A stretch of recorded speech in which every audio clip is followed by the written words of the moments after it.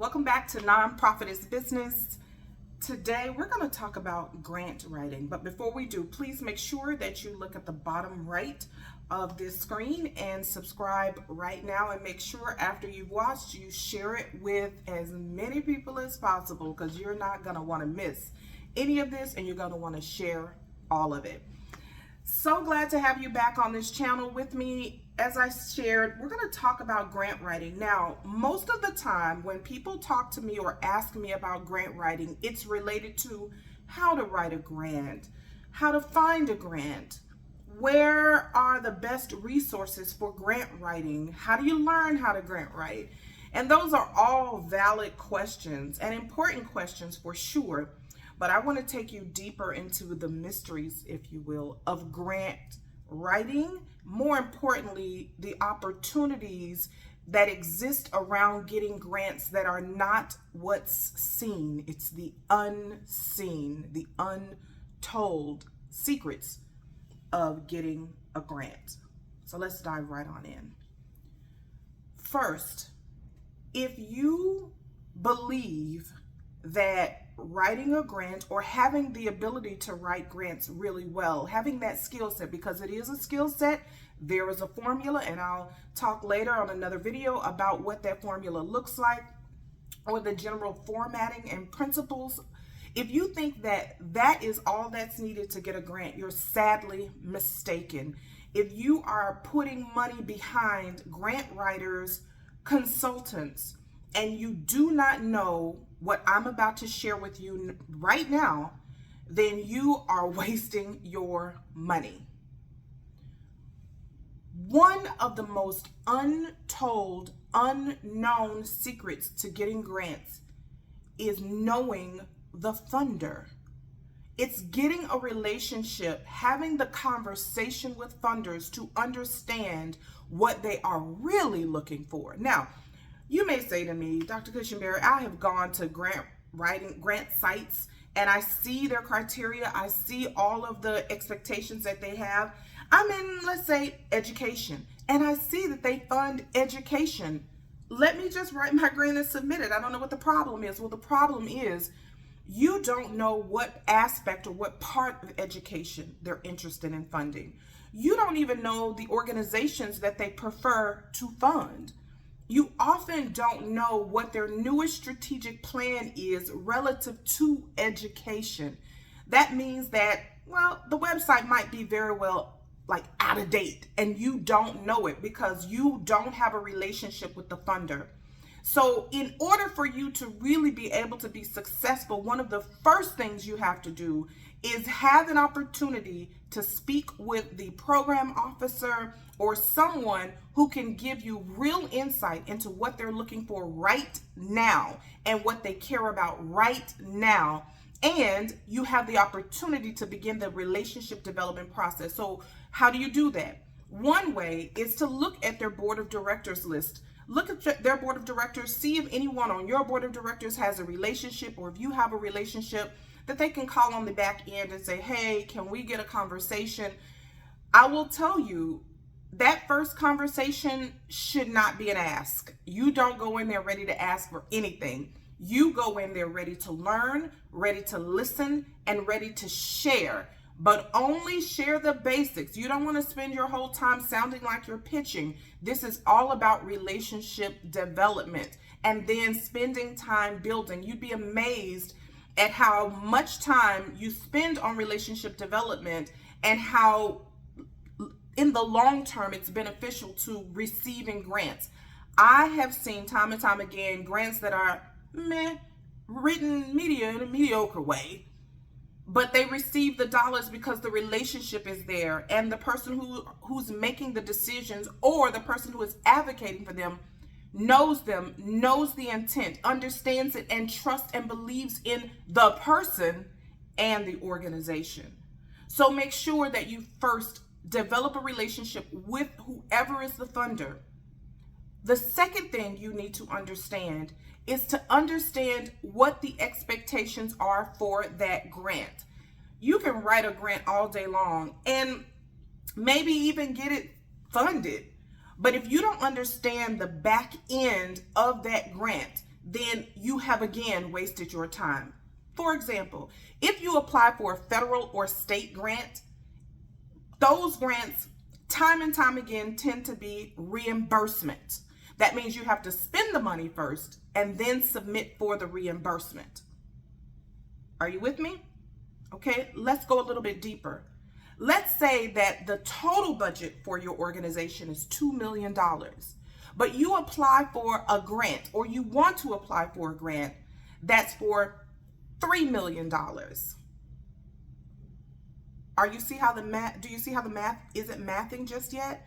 If you only have $2 million in your budget, and likely the full $2 million isn't like money you would allocate for the money that you would use for that grant, then that means, one, you're not going to be able to draw down all of those dollars because you can't spend $3 million. You don't have $3 million to spend. You have to have the money in order to be reimbursed. And you have to make sure that what you're spending and what you're sending out is part of what is allocated within the grant.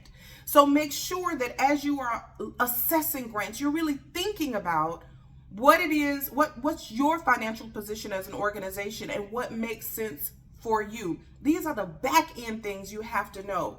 Listen, if you feel like you've written a great grant, you have a really strong grant writer, and you submit a cold application, meaning you have no relationship with the funder, you don't have any background information, you're just submitting.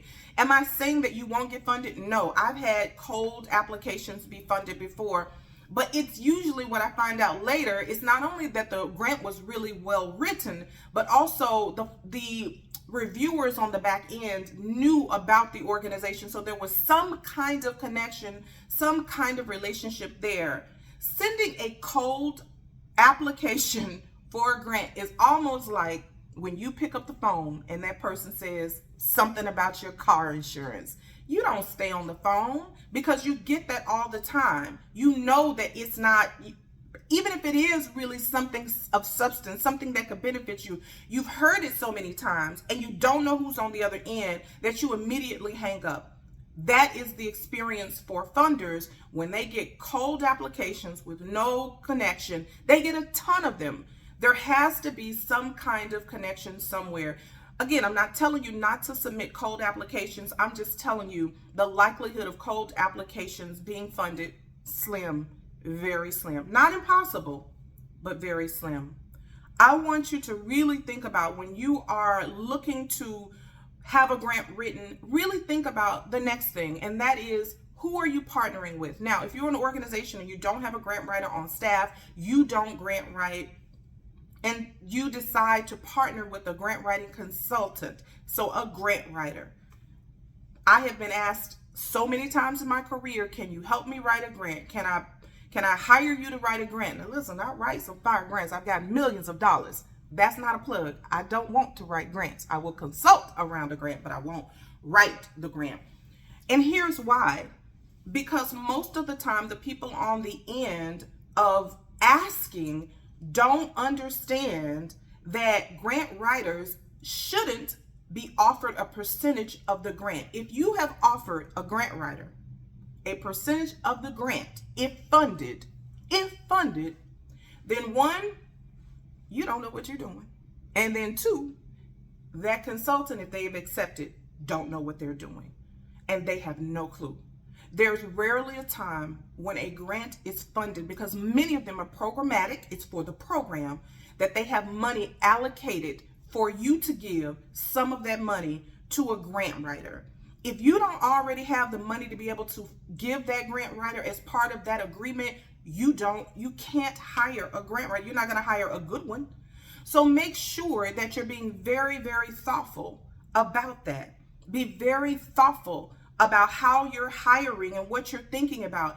A grant writer who is worth their salt will not accept a percentage if funded. They know that grants, it could or couldn't be. And if you hire a grant writer and they don't ask questions or don't help you find inroads into a relationship with that funder, they are not worth their salt. Sorry about it, but that's the facts.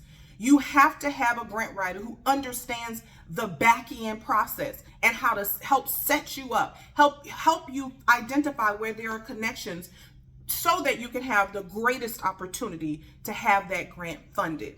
So you've got to make sure that either the grant writer that you are partnering with through consultancy, or if you have a grant writer on staff or you're hiring or you have an opportunity to hire, that grant writer should know these things. So hint, hint, there are some things that you can add to your interview questions for grant writers. There is a process to all of this. Now, you have some organizations that have such a rich history with funders that year over year, they just get re-up, right? They'll give you the money again. They'll give you the money again. But you've got to get into that position. You've got to have those relationships. And even in those kinds of relationships where it's over and over again, you still need to stay connected because there is so much turnover that's happening in foundations, also turnover in nonprofits. So those relationships have to stay closely connected. I know that many of you are still probably saying, yes, but that doesn't help me write a grant. No, it doesn't help you write a grant. I've got a video that'll come for that. But what it does do, it helps position you so that when you have the resources, either to pay someone or the experiences to write, then you are best set up for success. I don't know about you, but there's nothing worse than wasting my time. I don't like to waste my time. I love brevity. Please be brief, get to it, and don't waste my time. So today, what I hope that I've done for you is to help you think about how not to waste your time, how to identify consultants, how to think more about the importance of the partnership with funders, and then also think about your financial position and how that plays a part in how you make decisions about grants you should go after. It's more than just writing a grant. That's one part of it. It's one part of it. And honestly, it's the smallest part of it. So am I saying that writing a grant isn't a skill? It absolutely is a skill. There's a way to do it. And I believe that writing grants well is also important, right? It's something you really want to make sure that you do well.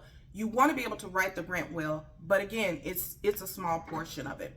And last thing I'll say about the writing well, even if you have a relationship with the funder, you still don't want to embarrass the person who's supporting you and advocating for you by turning in a proposal that's written, poorly.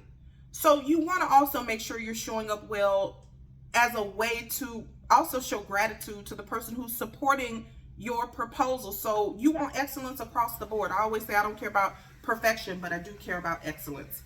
All right, everybody, make sure that you subscribe. Follow us on Facebook, on Instagram, on LinkedIn, and then on Twitter. NonprofitIsBusiness is how you'll find us. All right, make sure that you share this. It's just a little something to get you through. All right, until next time, thank you so much, everybody. Have a great day.